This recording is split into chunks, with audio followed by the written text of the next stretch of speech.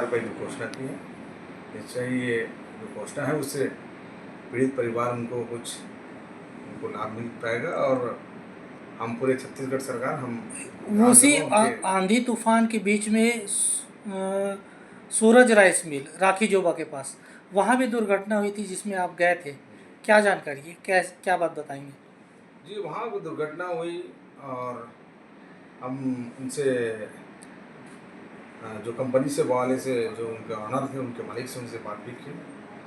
तत्काल उनके द्वारा जो है 1,00,000 रुपए देने की बात कही गई। तो पीड़ित परिवार है, दोनों की भी सहमति हुई और एक दूसरे से सहमति शायद हुई थी और 1,00,000 रुपए की उन लोग देने की बात हुई है। उसके बावजूद मैं वहाँ पहुँचा। जी जी। चूँकि इतनी बड़ी दुर्घटना हुई है तो निश्चित ही मुआवजा पीड़ित परिवार को मिलना चाहिए और हमारे जो सरकार तरफ से जो प्राकृतिक आपदा में 4 लाख रुपए है बहुत जल्द उनको मिल जाएगा। और साथ ही वहाँ पर सरकार की ओर से अगर वहाँ पर किसी प्रकार की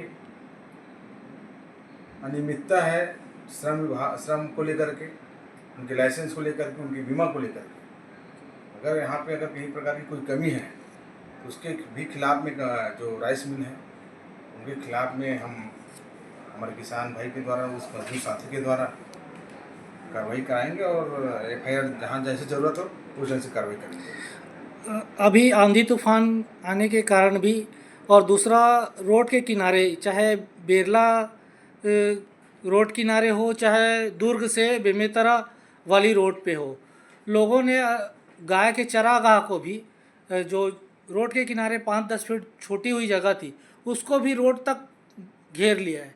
तो आगे आने वाले समय में जो गौठान की जगह है, चरागाह है, वो भी ख़त्म होते जा रहा है।